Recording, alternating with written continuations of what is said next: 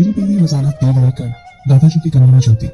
मैं पूछता तो कहती कि दादाजी की टांगों को तकलीफ होती है, उनकी टांगों पर लगाना है। मैं खुश हो जाता कि मेरी बीवी अच्छा काम कर रही है। लेकिन एक दिन दादाजी के कमरे के पास से गुजरा तो बीवी की हल्की हल्की चीखने की आवाज आ रही थी। मैंने जब कमरे में देखा तो कदमों तले से सहम निकल गई। मेरी बीवी दादाजी के घुटनों पर तेल नहीं लगा रही थी, बल्कि दादाजी मेरी बीवी के साथ। मेरी बीवी शैला कमरे में पानी रखना भूल गई थी और वो खुद तेल लेकर दादाजी के कमरे में चली गई थी, क्योंकि वो रोज रात को दादाजी के पैरों पर तेल लगाकर आया करती थी। मजबूरन मुझे उठकर पानी लेने के लिए फ्रेश तक जाना पड़ा। मैं जब भी इत्तेफाक बिस्तर पर लेट जाता तो दोबारा उठना मेरे लिए बहुत ही मुश्किल होता। मैं धीरे धीरे शैला पर गुस्सा होते हुए जब कमरे से निकलकर दादाजी के कमरे के बाहर से गुजरने लगा तो मुझे शैला की हल्की हल्की चीखों की आवाज सुनाई दी। शैला की आवाज ने मुझे परेशान कर दिया था। मुझे फौरन ही दादाजी की फिक्र हुई कि कहीं उनकी तबीयत तो खराब नहीं है। मैं जैसे ही कमरे के अंदर दाखिल हुआ तो अंदर का मंजर देखकर मेरी जान निकल गई। मेरी बीवी तो दादाजी के बिस्तर पर लेटी हुई थी और वो मुझे ठीक से नजर नहीं आ रही थी। जीरो बल्ब की रोशनी में शहला का चमकता चेहरा मुझे दिखाई दे रहा था। दादाजी शहला के पास ही खड़े हुए थे और उनकी कमर मेरी तरफ थी। वो मुझे पूरी तरह कुछ नजर नहीं आ रहा था, लेकिन जितना मंजर मुझे नजर आ रहा था मेरे लिए तो वही देखना बहुत मुश्किल हो गया था। शहला के मुंह से हल्की हल्की सी चीख निकल रही थी, जिसे मैं दबाने की कोशिश कर रही थी, और दादाजी कह रहे थे कि बस थोड़ा सा और बर्दाश्त कर लो, फिर सब ठीक हो जाएगा। कभी कभी खुशी हासिल करने के लिए थोड़ी बहुत तकलीफ उठानी पड़ती है, लेकिन उसके बाद हासिल होने वाली खुशी हर तकलीफ भुला देती है।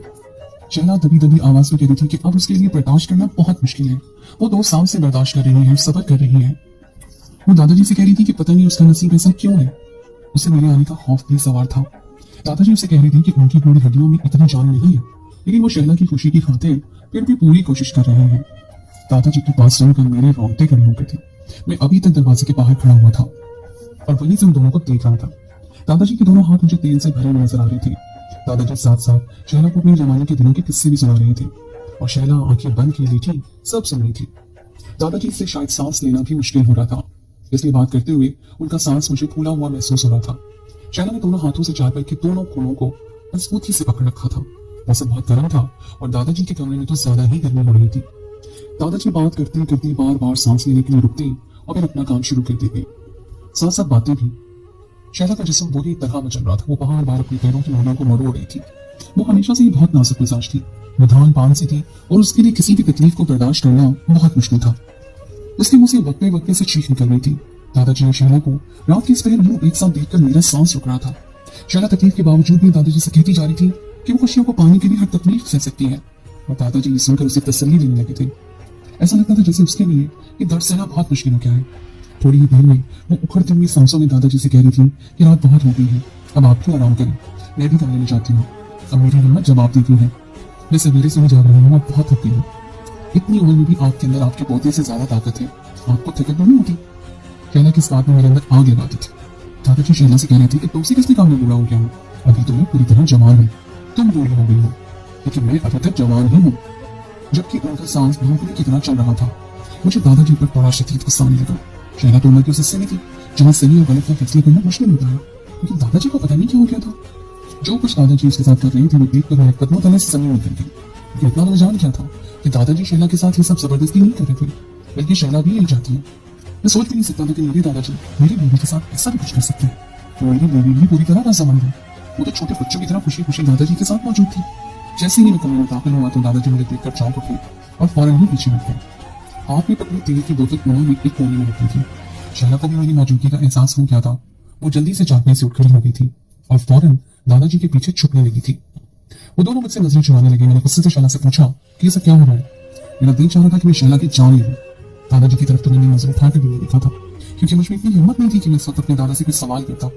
अब तो मुझे समझ आ रहा था कि मेरी बीवी दादाजी की खिदमत करने आती है, लेकिन वो तो दादाजी से अपनी ही खिदमत करवा रही थी, और खिदमत भी ऐसी कि जिसे मैं लफ्ज़ों में बयान नहीं कर सकता। उसके बाद जो कुछ मुझे शैला ने बताया वो सुनकर मेरा गुस्से से खून खौल था। मेरी बीवी और दादाजी ने मिलकर तमाम हदें पार कर दी थी।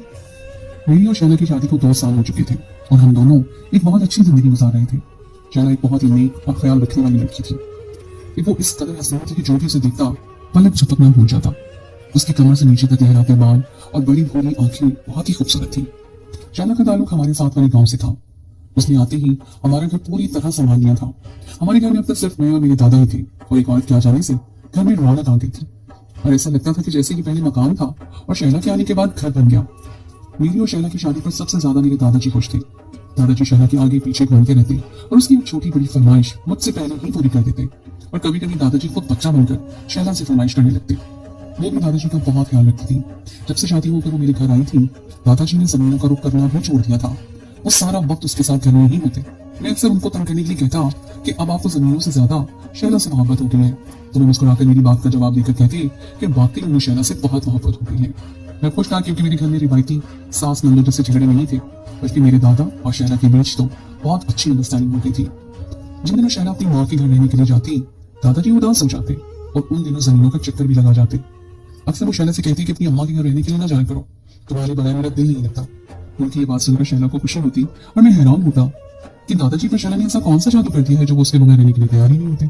पिछले कई दिनों से दादाजी के पैरों में तकलीफ थी और ये बात मुझे शैला ने ही बताई थी। वो हर रात उनके कमरे में तेल की बोतल लेकर जाती और काफी देर के बाद वापस लौट कर आती। पर मुझे इस बात पर खुशी महसूस होती कि मेरी बीवी को मेरे दादा की इतनी फिक्र है। शैला कितनी ही थकी हुई क्यों ना होती, लेकिन जब तक वो दादाजी के कमरे से होकर ना आती, सोने के लिए ना लेटती, शैला के आने से मेरी जिंदगी में जैसे बाहर आ गई थी। माँ बाप की वो कमी जिसने मेरे अंदर एक खाना सा पैदा कर दिया था, शैला की मोहब्बत ने उस खाना को पूरा कर दिया था। मेरी हर छोटी बड़ी जरूरत को उन्होंने खुद पूरा किया। कुछ लोगों ने उनको शादी का मशवरा भी दिया था ताकि घर में कोई औरत आ जाए, लेकिन उन्होंने कभी शादी नहीं की। हमारे पास रुपए पैसे किसी चीज की कोई कमी नहीं थी, लेकिन माँ बाप की कमी ने मेरे अंदर अजीब सा एहसास पैदा कर दिया था।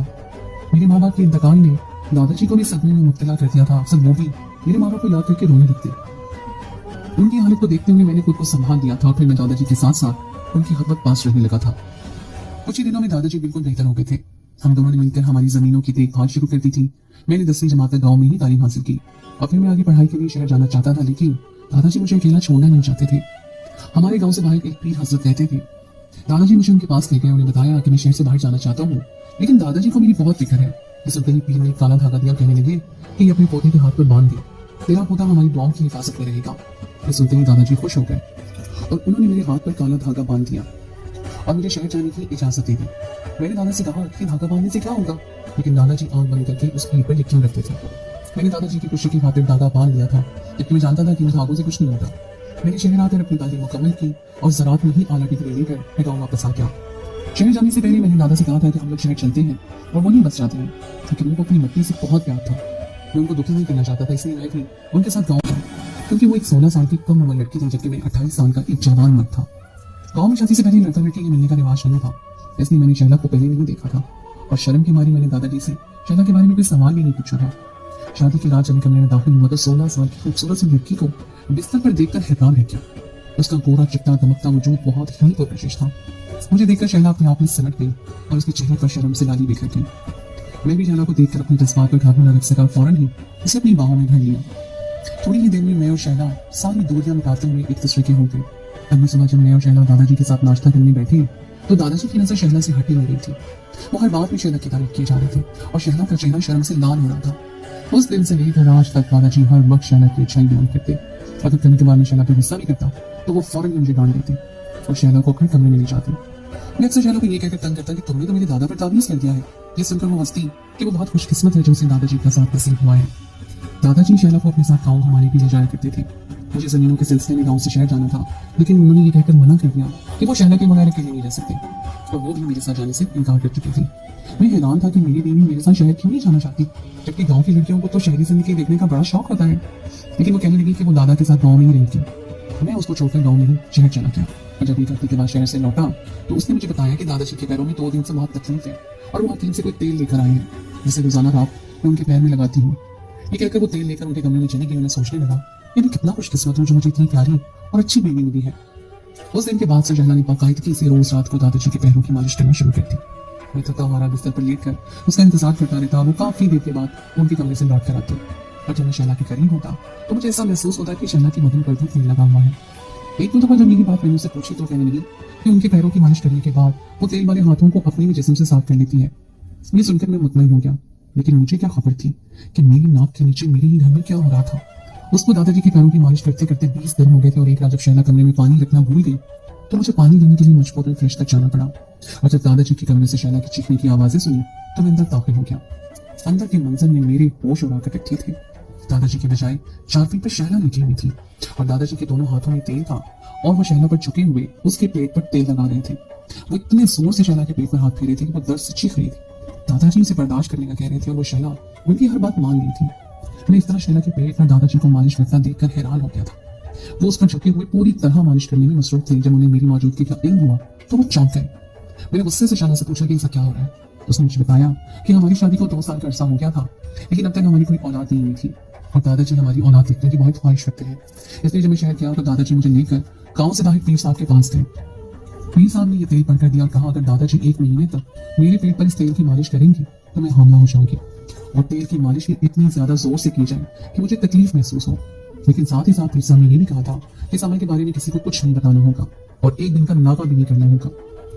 शैला की बात सुनकर मैंने अपना सर पकड़ लिया। मैं अच्छे से जानता था कि वो एक छोटा पीर है जो लोगों के अकीदों से खेलता है, उनकी कमजोरियों और कमियों का फायदा उठाता है और फिर उनसे पैसे वसूल करता है। मैंने दादाजी से पूछा कि आप इस तेल के बदले में कितने पैसे दिए। उन्होंने मुझसे नजर चलाते हुए कहा कि उन्होंने ये तेल की शीशी पूरे 5,000 रुपए में खरीदी है, क्योंकि वो मरने से पहले मेरे बच्चों का चेहरा देखना चाहते हैं।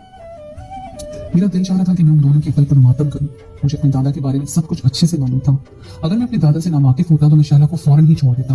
मैंने दादा से कहा कि आपको अल्लाह की जात पर भरोसा होना चाहिए। जब अल्लाह ताला ने हमारे नसीब में औलाद नहीं की होगी, हमें मिल जाएगी। इस तरह किसी के तेल की मालिश से औलाद नहीं होगी और आप अपनी बहू के पेट पर तेल की मालिश कर रहे हैं। क्या आपको लगता है ये कोई गुनाह नहीं है? मेरी बात सुनकर दादाजी का सर पूरी तरह शर्म से झुक गया। मैं जानता था कि वो गलत नहीं है और ना ही उनके इरादे गलत हैं, बस उनके अकायद कमजोर थे जिसका उस बहरूपी पीर ने बखूबी फायदा उठाया। शैला तो मेरे गुस्से की वजह से पहले से ही धक कांपने लगी थी। दादाजी ने फौरन कहा कि इसमें शैला की कोई गलती नहीं है और ये सुनते ही बेसाख्ता मेरे हलक से एक जोरदार कहकहा बुलंद हुआ था। उस वक्त भी उन्हें शैला की ही फिक्र सता रही थी।